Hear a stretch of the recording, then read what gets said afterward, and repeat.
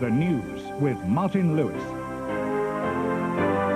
In the shadow of the Passover execution of Jesus of Nazareth, an uneasy calm descends on Jerusalem.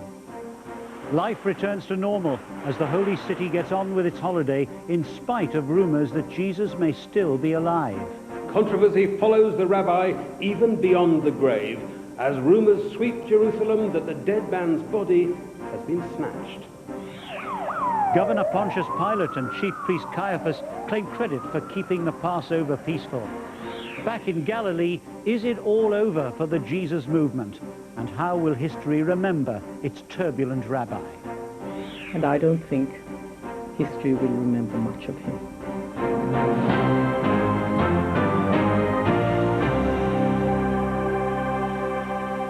Good evening. We'll bring you more on that extraordinary body-snatching story as we get it. But meanwhile, Jerusalem, as you can see from our outside broadcast cameras around the city, seems to be getting back to normal after yesterday's execution of the rebel rabbi from Galilee.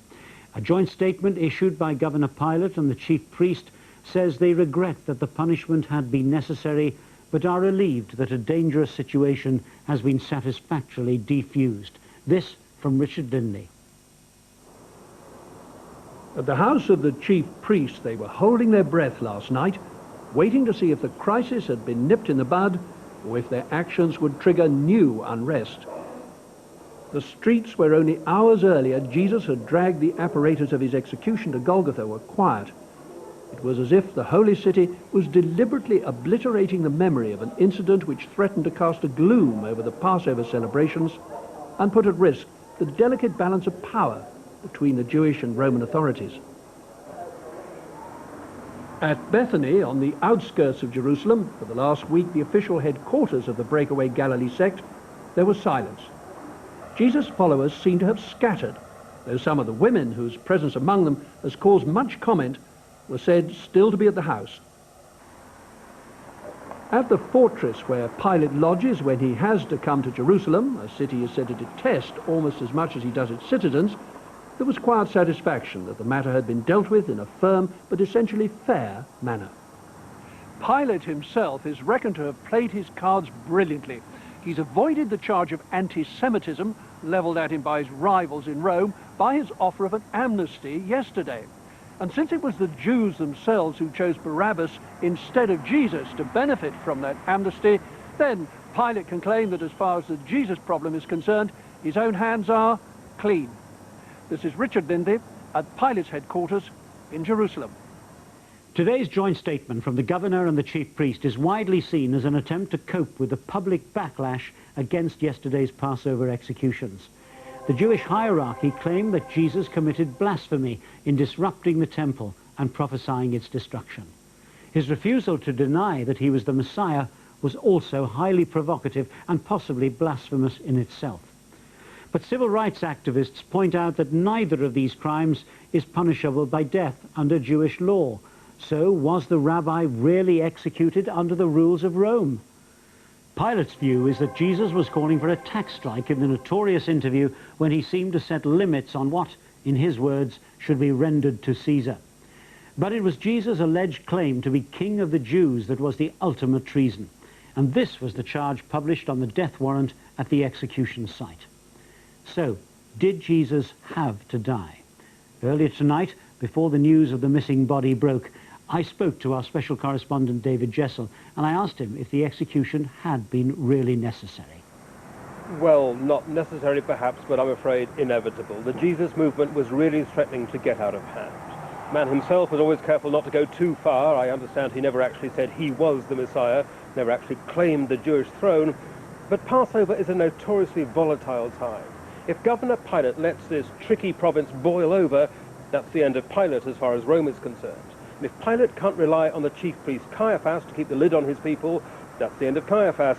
So it was in both their interests that a speedy and decisive end was put to this troublesome rabbi from Nazareth. David Jessel talking to me earlier this evening, and we hope to have more on that story of the missing body later in the programme. Meanwhile, does the rabbi's death spell the end of the Jesus movement as a whole? Linda Bryans has been back to Galilee. day breaks over a disappointed Galilee. The sun, which rose today over Mount Arbel by the Sea of Galilee, could have heralded the bright new dawn of the rabbi's much-trumpeted new kingdom. But after yesterday's execution, that day will now almost certainly never dawn. A breeding ground of sedition and revolt, Galilee has seen yet another hothead come and go. As long as Jesus stuck to Galilee, the Jesus movement was a strictly provincial affair, a little local difficulty. Even his principal lieutenants were relatively insignificant people. Many of them were fishermen. One of them was big in the local fish retail business. But busy as the fish shops of Tiberias may be, there was never enough cash available to bankroll the movement to guarantee success. Indeed, Jesus himself seemed to have had a fatal lack of interest in the practical financial aspect of running a major organization.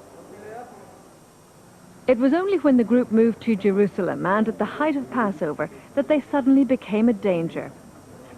But you don't have to be too much of a prophet to foresee that a message that causes ripples in Galilee was always going to make waves when it's taken to Jerusalem. This is Linda Bryans in Galilee. You're watching Dateline Jerusalem on the day the Holy City returns to normal after decisive action crushed the plans of dissident agitators to exploit the Passover holiday. Coming up later in the program, how will history remember the rebel rabbi of Galilee?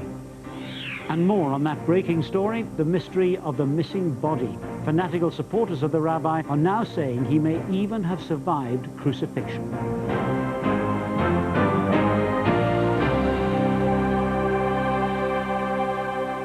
We will, as I say, have more on that story later in the bulletin, but we're having some trouble getting in touch with our man on the spot. Meanwhile, a look back at the short and controversial life of Jesus of Nazareth. Jesus was born close to Jerusalem in the historic town of Bethlehem, associated forever in Jewish history with their warrior King David. His mother Mary had come with her husband Joseph, a Galilean building contractor, to register for the tax census. Freak meteorological conditions accompanied the birth, adding to rumors that there was a supernatural aspect to the event. A top-level delegation of regional leaders officially recognized the infant as a future king. The child and his family escaped the mass murder of babies born in Bethlehem, ordered by Herod. As an adult, he attracted a following among the local population. At open-air rallies, he promoted a philosophy of forgiveness and redemption, linked to the promise of a new society run on principles of justice and equality. The rabbi seemed to have extraordinary medical skills, curing a number of people with physical or psychological disabilities. But it was Jerusalem where he believed his mission lay, and it was his ill-judged decision to come to the city that was to be his undoing.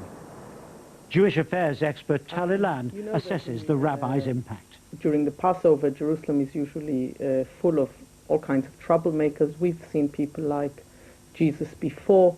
They've all come and they've gone, and history is usually written by the victors, and as you can see now, Jesus is not looking very victorious.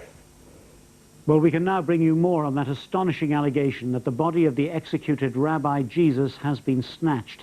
David Jessel is at the Garden of Joseph of Arimathea in Jerusalem. He's been following the story since the rabbi's death on Friday. Not for the rabbi, one of these prestige graves on the Mount of Olives, facing Jerusalem's Golden Gate, where tradition has it the Messiah will come to raise them from the dead. The man some believed was the Messiah himself was taken from the execution site for a more private burial. Too much of the day's events had been all too agonizingly public. Hurrying to bury the dead leader before the onset of the Sabbath dusk, they brought him here to this cliffside burial plot in the garden of a wealthy backer of the movement from Arimathea. And here it lay overnight on Friday, and for most of today, the Jewish Sabbath. But shortly after sundown today, Jerusalem time, a group of the so-called Jesus women came to tend to the body. And they claimed that when they got here, this is what they found. The large boulder which had been used as a temporary measure to seal the cave had been rolled back, and the tomb was empty.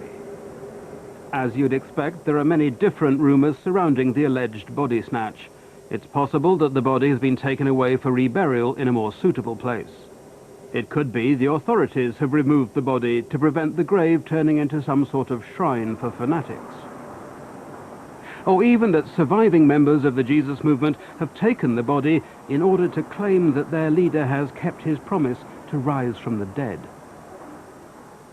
And the strangest rumor of all, that Jesus somehow survived the death sentence at Golgotha.